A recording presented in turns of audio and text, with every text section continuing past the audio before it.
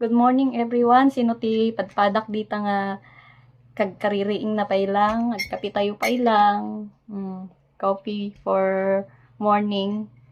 Tani naglamin dito'y benggit. Meron po bang naghihintay sa inyo sa update ni Maria? Ayan, kasi hindi po ako makagawa pa ng video. So, naisip ko nang mag-share ng tips about po sa mga kagaya kong nag-i-start po sa pagbablog. Gamit po ang FB page. Ang ituturo ko po ay kung saan po natin makikita kung ano po yung mga violation po natin, kung nagkakaroon na po tayo ng violation.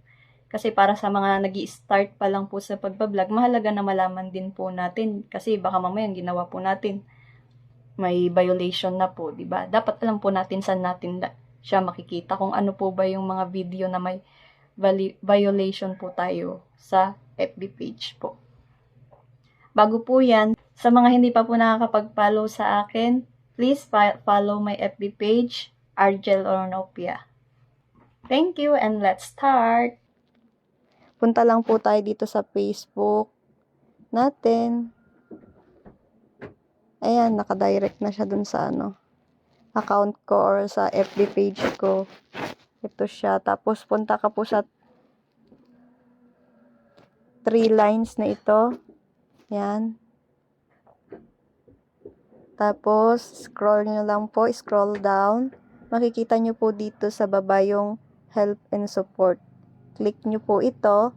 Then, punta po tayo sa support inbox.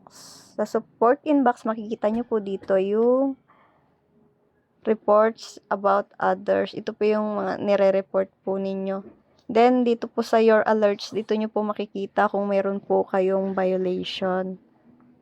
Ayan, violations.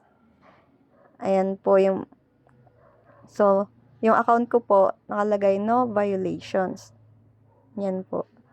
Dito nyo po makikita kung meron nagkakaroon po tayo ng violations. Dito po natin makikita kung anong video po ba yun. Yun lang po guys. Thank you.